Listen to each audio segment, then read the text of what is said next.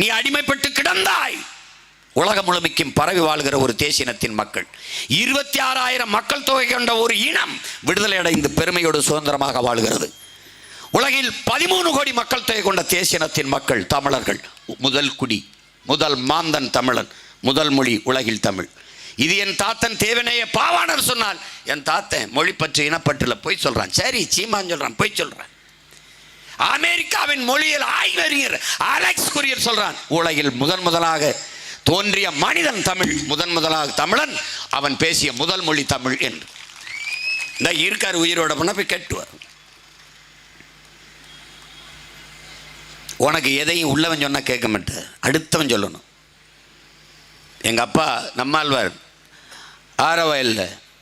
ஆரோவில் பெர்னாட்டி கிளார்க்குன்னு ஒருத்தர், அவர் இயற்கை வேளாண் அறிஞர் தான். மாசானுகோ புக்காக்கோ இல்லை, இந்த மாசானுகோ புக்காக்கோ அப்படின்னா அவன் சொல்லியிருக்கான். ஜப்பான்காரனா அவன் சரியாக தான் சொல்லியிருப்பான். பெர்னாட்டி கிளார்க் வெள்ளைக்காரன். எங்கள் அப்பா போய் அந்த வகுப்பில் போய் பார்த்தா அவருக்கு தெரிஞ்சது தான் அவன் சொல்கிறான், திருப்பி சொல்கிறாரு. அதை திருப்பி நமக்கு சொல்லும்போது, இந்த பெர்னாட்டி கிளார்க்கு சொன்னான், மாசானுகோ புக்காக்கோ சொன்னான்னு அவர் சொல்கிறார். மகனை இப்படியே சொல்லிட்டு இருந்தோம்னா எல்லாத்துக்குமே நம்ம கருத்தையுமே வெள்ளைக்காரன் சொன்னா தான்டா அவன் கேட்பான். அதனால இதை நான் சொல்கிறேன்டே, இதை நான் சொல்கிறேன் அப்படின்னு சொல்லணும். உனக்கு எது ஒன்றையுமே பிறர் சொன்னால்தான் அது பெருமையாக தெரியுது, சரியாக தெரியுது. உலகத்தில் எதில் நீ குறைஞ்சிட்ட? உன்னையை தாண்டி நீ கொடுத்த அறிவு தான். மாசானுகோ புக்காக்கோ ஒற்றை வைக்கோல் புரட்சி, ஏ அப்பா அப்படி. 2000 ஆண்டுகளுக்கு முன்பு எங்கள் நிலத்திற்கு, எங்கள் நாட்டிற்கு வேளாண்மை எப்படி செய்வதென்று கற்றுக் கொடுக்க தமிழர்கள் வந்தார்கள். அவர்கள் மொழியில் இருந்த கலை சொற்கள், வேர் சொற்களை எடுத்து எங்கள் மொழியை செழுமைப்படுத்தி கொண்டோம். யாரு? சுசுமோகோனங்கிற ஜப்பான் மொழியியல் அறிஞர் சொல்கிறான். அப்போ மாசானுகோ புக்காக்கோ ஒரு பரம்பரைக்கே வேளாண்மை எப்படி செய்யுதுன்னு கற்றுக் கொடுத்தவன் தமிழை. அதனால் போட்டு குழப்பிக்கூடாது.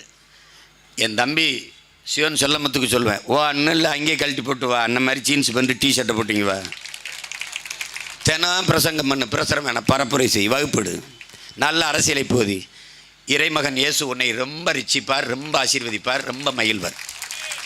அதே மாதிரி எங்கள் ஐயா சாமி ஏசாசுவரார் பாருங்க, தம்பி ஒரு அமைப்புக்குள்ளே இருக்கிறதுனால சில ஐயா சொல்கிறார் பாரு, நான் சுதந்திரமாக இருக்கேன், நானே முடிவு எடுக்கிறேன், நான் சீமான் ஆதரிப்பேன்னு. இப்போ தெரியுதா நான் ஏன் தனிச்சு நிற்கிறேன்ட்டு. அவரும் நின்னா அவர் கோச்சுப்பாரோ, அடுத்த தடவை சீட்டு கொடுப்பாரோ, அடுத்த தடவை நம்மளை விட்டுட்டு போயிடுவாரோ. போட கபடி விளையாடும்போது எங்கள் அண்ணன் வீட்டில் சாப்பிட்டேன், பாண்டி வீட்டில். இவங்க சொல்கிற சமூக அமைப்புப்படி அவர் தாழ்ந்தவர், அவரை விட தாழ்ந்தவன் நான் தான். ஆனால் அந்த ஊரில் அவர் தாழ்ந்தவர். சாப்பிட்டேன்னு ஊர் பஞ்சாயத்து. நான் படிக்கும்போது கல்லூரி 1ஆம் ஆண்டு ஊருக்கு போய் கபடி விளையாடுறது நேரம் ஆயிடுச்சு. அங்கே சாப்பிட்டு அண்ணன் வீட்டில் படுத்துட்டேன். அதை எங்கள் ஊருக்காரங்களாம் பார்த்து அவன் வீட்டில் போய் சாப்பிட்டு மயம் படுக்கிறான், என்ன பஞ்சாயத்து. எங்கள் அப்பா ஏதோ மாடு பிடிச்சிட்டு வந்து தண்ணியை கட்டிட்டு வந்தார். என்னங்க அப்படின்னு. இல்லை அதாவது உன் மயம் அப்படின்னு. என்ன அதுக்கு? ஊரை நான் அந்த ஊரை ஒதுக்கி வைக்கிறேன் போடான்னு விட்டு. அப்படி அதுதான். நீ என்னடா என்னையை ஒதுக்கி வைக்கிறது? நான் ஊரை ஒதுக்கி வைக்கிறேன் போன்ட்டு. அதுக்கு மன்னிப்பு கேட்கணும்னா கடைசியாக ஊரில் பெரியவங்களாம் வந்து மன்னிச்சுக்க பாயே அப்படின்னா, அவன்கிட்ட பேசாத இன்ன பேச்சுன்னெலாம் பேசுவான். அவங்க அப்பாட்ட சொல்லிப்பாருன்னா, அவர் ஊரை விட்டு ஒதுக்கிறீங்களா, நான் ஊரை ஒதுக்கி வைக்கிறேன் போயிட்டேன்னு. நான் எதுக்கடா வரப்போறேன்? உனக்கு தண்ணிக்கு வரப்போறேன்னா, உழவுக்கு வரப்போறேன்னா, இந்த சாப்பாட்டுக்கு வரப்போ எனக்கு நல்லா இருக்குது, உழுகிறேன் பிள்ளைக்கு போயிட்டு இருக்கேன். நான் யாருக்கு பயப்படணும்? நான் முடிவு பண்ணுவேன். 234 சீட்டு இந்த தொகுதி என் தங்கச்சி, அந்த தொகுதி ஜெனிஃபர், அந்த தொகுதி காளியம்மா, இந்த தொகுதி இந்த தொகுதி நான் முடிவு பண்ணுவேன். 20 பெண்கள் 20 ஆண்கள் முடிவு. அப்படி ஒன்று முடிவு எடுக்கலைன்னா நீ உன்னுடைய தனித்துவத்தை இழந்துருவ. அது மாதிரி ஒரு கேடுகட்ட நிலைமை ஒன்றும் இல்லை. அவர் கோச்சு பரவ அவன் அறிஞர் பெர்னாட் ஷாவோ ஆல்பர்ட் ஐன்ஸ்டீனாக இருந்தாலும் பார்க்கலாம். சரி ஏதோ பெரிய பெரிய ஆளுகள்டா, வின்சம் நம்ம வில்லியம் வேர்ட்ஸ் ஏதாவது சொல்லலாம்ல, வின்சன் சர்ச்சில் அப்படின்னான்னு பார்க்கலாம். இது வெறும் எச்சில். இதுக்கு போயிட்டு எதுக்கு நீ பயந்துக்கிட்டு தெரியுதா? அதுக்கு ஒன்றும் தெரியாது. 10 சீட்டுங்க காங்கிரஸுக்கு. விடுதலை சிறுத்தைகளை விட பெரிய கட்சியாங்க காங்கிரஸ்? சொல்லுங்கள். ஒரு 10 வேணாம், எங்கள் அண்ணனுக்கு ஒரு 5 சீட்டு கொடுத்துருக்கலாம்ல. ஒரு பொது தொகுதியான கேட்டால் அதே கொடுத்துருக்கலாம்ல. ஆனால் விடுதலை சித்தைகளின் ஓட்டு, ஆதி தமிழ் குடிகளின் ஓட்டுலாம் மேடா நீங்கள் 30க்கு 40க்கு 40 வென்றீங்க. காங்கிரஸ் 10 இடத்துல. இன்னொரு தாய் நிலத்தில் உன் இன விடுதலைக்கு போராடிய உன் இன மக்களை கொன்று குவித்த கட்சி காங்கிரஸ். இது யாரும் மறுக்க முடியாது. சிங்களனுக்கு தமிழர்களை, தமிழ் மறவர்களை, விடுதலை புலி வீரர்களை கனவில் கூட போரிட்டு வெல்ல முடியும் என்கிற நம்பிக்கை வராது. எனக்கு தெரியும், கனவுலே வராது. அவனுக்கு ஆயுதம் கொடுத்து பணம் கொடுத்து 80,000 கோடி வட்டி இல்லாத கடனை எண்ணி கொடுத்த காங்கிரஸ் கட்சி ஆயுதம், பயிற்சி, போர்க்கப்பல், இராணுவ வீரர்கள் எல்லாரையும் அனுப்பி சண்டை போட வச்சு நம்மளை வீழ்த்தி, நம்ம அக்கா தங்கச்சியை வன்புணர்வு செய்து, கொலை செய்து, பச்சிலம் குழந்தைகளை குடல் செய்தி, தலை செதிரி, கால் செதிரி சாக வச்சு கொன்னு, ஒரு இனம் உலகத்தில் தன் இனத்தை கொன்றவனுக்கு வெல்ல வைப்பான யாரால் சொல்ற? உலகத்தில் எவனையால் சொல்லு? அறப்பைத்துக்கிற கூட செய்ய மாட்டான். மூளைங்கிற உறுப்பு, உணர்ச்சி சுத்தமானதை கூட செய்ய மாட்டான். இப்படி கன்னடனுக்கு, தெலுங்கனுக்கு, மலையாளிக்கு, பீகாரிக்கு, குஜராத்திக்கு நடந்திருந்தா விடுவானா? மானத்திற்காக உயிரை விட்டாய், அந்த மானத்தை காக்கத்தான் போராடி உயிரை விட்டார்கள். 50,000 மாவீரர்கள் நிலத்திலே போரிலே பலியானார்கள். 5 லட்சத்திற்கு மேற்பட்ட இன சொந்தங்கள். யாருக்காக? நாம் சுதந்திரமாக வாழ வேண்டும் என்பதற்காகத்தான், நாம் பெருமையோடு வாழ வேண்டும் என்பதற்காகத்தான். நீ வேணா பார், அங்கீகரிக்கப்படாத நாடுகளின் விளையாட்டு போட்டியிலே தமிழீழம் கால்பந்திலே முதலிடத்தை வென்று வருகிறது. வென்று வருகிற போது தமிழீழ தேசிய கொடி மேலே ஏறுகிறது. உன் தாய்மொழி தமிழிலே ஏறுது கொடி ஏறுது என்று உன் தாய்மொழி தமிழிலே உலக அரங்கிலே தமிழனின் தேசிய கீதம் பாடப்படுது. இதற்காகவாது இவங்களை கொல்லணுமா இல்லையாடா? தோக்கடிக்கணுமா இல்லையாடா? எதுக்கு காங்கிரஸ் ஓட்டு போட்ட நீ சொல்லு. நான் உன்கிட்ட கேட்கல, ஓட்டு கேட்கல, முடிவு பண்ணிக்கிறேன் போட மாட்டான் அப்படின்னு. இந்த கிறித்தவர்கள், இஸ்லாமிய பெருமக்கள், என்னரும் சொந்தங்கள், என் தம்பி சிவன் செல்லமுத்து, எங்கள் ஐயா சாமியார் சொல்கிற மாதிரி அதில் ஒரு தப்பு இருக்குங்க. ஒரு என்ன புரிதல் இருக்குன்னா, பாவங்கள் மன்னிக்கப்படுதுங்கிற இறைவாக்கியம் இருக்குது பாருங்களேன், அதை அப்படியே ஏற்றுக்கிட்டதுனால இந்த பாவிகள் செய்கிற பாவங்களை எல்லாம் மன்னிச்சு போட்டுறாங்க. இதாங்க பிரச்சனை. உண்மை தானேங்க? அது ஆமாம், ஆயரே சொல்லிட்டார், அதுவும் பேராயரே சொல்லிட்டார், மறுப்பு கிடையாது. பிரச்சனை இங்கே தாங்க இருக்கு. பாவங்கள், அதனால தான் இந்த பாவி ஐயா சொல்றாரு பாருங்க, அவன் இந்த பாவியா இருந்தாலும் அந்த காவியை எதிர்க்க இந்த பாவி விட்டால் வேற வழி இல்லை. அவனை விடு, தூய ஆவிகள் நாங்க இருக்கோம், எங்களை வச்சு எதிர்த்துரு. வாப்பா சும்மா ஒண்ணுதான் சொல்லுவேன் அன்பு சொந்தங்கள்கிட்ட, என் அருமை தம்பிதங்கள்கிட்ட. என் தங்கச்சி அபிநயா சொன்ன மாதிரி, நான் வாக்குக்காக நிற்கிறது ஓட்ட பறிக்கணும்னா நான் சொல்லியிருப்பேன். நான் வந்தால் ஒவ்வொரு வீட்டுக்கும் 2 ஃபுல்லு வாரத்துக்கு, என்னடா 2 கிலோ ஆட்டுக்கறி, 2 நாட்டுக்கோழி, வேற என்ன வேணும்? அது நம்ம தான் சாப்பிட்ணும், அவங்க எல்லோரும் சாப்பிட மாட்டேன், அவங்க சாப்பிட மாட்டேன். அதுக்கு கோவிச்சுக்கிறாங்க. மாட்டுக்கறி சாப்பிட சொல்கிறீங்களே, இஸ்லாமியர்களை பன்னிக்கறி சாப்பிட சொல்லணும். நீ மாட்டுக்கறி சாப்பிட்லடா, அது மாதிரி அவன் பன்னிக்கறி சாப்பிடல. ஆனால் நான் 2 கறியும் சாப்பிடுவேன். என் பக்கத்தில் இரு, உனக்கு எச்சி உர மாதிரி வச்சு சாப்பிடுவேன். இங்கேப்பா, இந்த கையில் மாட்டுக்கறி, இந்த கையில் பன்னிக்கறி, வாடா சாப்பிட்றேன். அவனுக்கு அது பிடிக்கல, உனக்கு இது பிடிக்கல, விடு. அவரை சாப்பிட சொல்லுவியா? அவரை சொல்ல, என்னையே சொல்ல ஒரு தடவை, நீ சாப்பிடுவியான்னு கேளு, எல்லாம் சாப்பிடுவேன். வைத்தியகரப்பு உணவு, உடை, உறை, வாழ்விடம், உணவு, உடை, இந்த வழிபாடு எந்த சாமி வாழ்விடம் தீர்மானிக்கும்டா.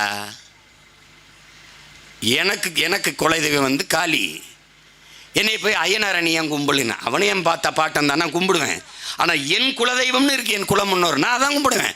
நீ ஐயனாரை கும்பிடணும், கற்பனை சாமியை கும்பிடு, கற்பனை சாமியை கும்பிடணும், இந்த இடம் சொடலமான கும்பிடு. இந்த வேலையெல்லாம் உனக்கு வேலை இல்லை.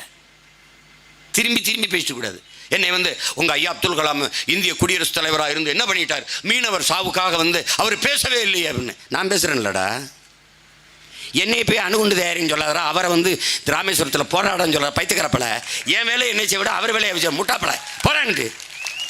டீ போட தெரியும்னா பரோட்டா போடணும், டீ போடு, செருப்பை கட்டி அடியே போடுறான். அயோக்கிய பேர். அவனுக்கு என்ன தெரியுமா செய்ய விட பைத்துக்கிறப்பல என்னத்தையாவது பண்ணுறது. தோசை மாஸ்டர் போய் புரோட்டா போடு. சார் வராது சார், போடு. அவன் அப்படி கொதிக்க எண்ணெய் சட்டி தூக்கி மாண்டையில் போடு. இவங்களை வச்சுக்கிட்டு என்ன பண்ணுவீங்க? கூறு மாதிரி தெரியாத கொங்கா பயில்களை வச்சுக்கிட்டு ஷை கரும தொட்டதுக்கெல்லாம் ஒன்று வச்சுக்க. அது சிபிசிஐடிக்கு மாத்திரம், சிபிஐக்கு மாத்திரம். ஏன் மாத்திரம்னு சொல்லிட்டு போடா.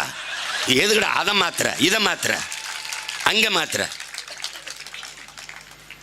நீயே கள்ளக்குறிச்சியில் கள்ளச்சாரம் குடிச்சு செத்து போனாங்க. வித்தான், குடித்தான், செத்தான். குற்றம் வெளிப்பட தெரிஞ்சிருச்சு, வித்தவை யாருன்னு தெரிஞ்சிச்சு. அடுத்து என்ன வேணும்? நடவடிக்கை. கோகுல்தாஸ்னு ஒரு நீதிபதி தலைமையில் விசாரணை கமிஷன் 3 மாதத்திற்குள் அவர் அறிக்கை தாக்கல் பண்ணுவார். அதுக்கப்புறம் என்ன பண்ணுவேன்? இதில் எதுவுமே சரியில்லைன்னா அந்த கொடுத்த 10 லட்சம் திருப்பி வாங்குவியா? அதான் கொடுத்துட்டியா, முடிஞ்சு போச்சுல, போ வேற வேலையை போய் பாரு, போ. கேவலம். ஒன்றுதான் என் உடன் பிறந்தார்கள் புரிந்து கொள்ளணும்.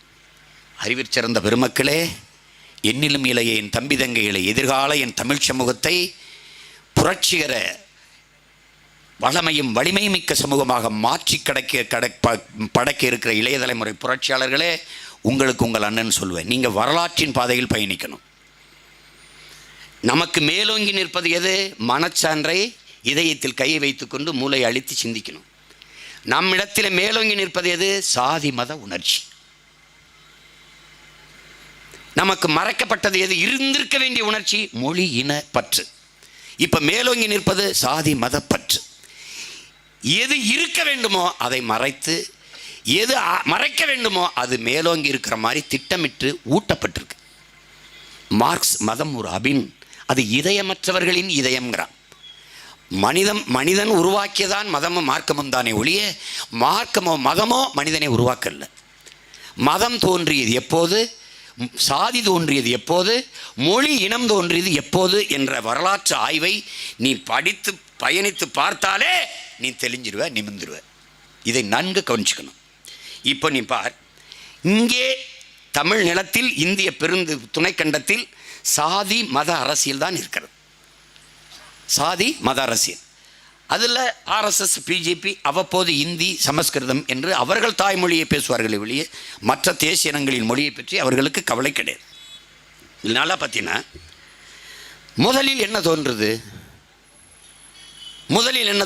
மனிதனின் உழைப்பிலிருந்து தோன்றியது மொழி. மார்க்ஸ் சொல்றார், மனிதனின் உழைப்பிலிருந்து தான் மொழி தோன்றுகிறது. ஒரு இடத்துல நான் வேலை செஞ்சுக்கிட்டு இருக்கேன், அங்கே என் தங்கச்சி வேலை செஞ்சுக்கிட்டு இருக்கு, அங்கே எங்கள் அம்மா, அங்கே என் பெரியப்பா, சித்தப்பா, அவ கூப்பிட ஒரு ஒளி எழுப்புறேன், ஓய் ஒரு சத்தத்தை எழுப்புறேன், அப்படின்ற இந்த சத்தமெல்லாம் இன்று வரை தமிழில் இருப்பதாலேயே தமிழ் ஆதி மொழி, முதல் மொழி என்று உலகம் என்னது. உலகில் எல்லா மொழிகளின் முதல் எழுத்து, முதல் ஒளி அகர ஒளியில் தொடங்குது. உலகின் எல்லா மொழியும் அது மாதிரி அன்னை தமிழ் மொழியும் ஆவில் தொடங்குவதாலே நமது பாட்டன் அகர முதல எழுத்தெல்லாம் ஆதி பகவன் முதற்றே உலகுங்கிறான். இவன் அதுதான் பிக் பேங் தியரி அன்னைக்கே படிட்டான். சூரியனில் ஏற்பட்ட பெருவெடிப்பில் பிறந்த கோள்கள் தாண்டா இத்தனையும், அதில் ஒன்று தாண்டா பூமின்னு அவன் பாடிட்டான். ஆதி பகவன். பகவன்னா என்ன? பகவன்னா என்ன? சூரியன்.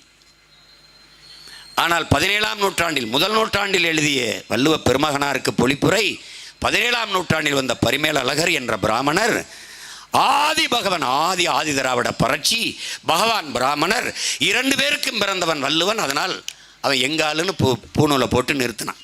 அது எப்போ மாறிச்சு? எங்கள் தாத்தா, எங்கள் அப்பா பெரிய ஒருத்தன் கிருஷ்ண பறையனார்னு வந்து வள்ளுவன் ஏழுன்னு போஸ்ட் வள்ளுவ பறையனார்னு அடித்து ஓடினவனை விட்டுட்டாங்க. உனக்கு புரியுதுன்னு நினைக்கிறேன். இதுதான் எதிர்ப்புரட்சி.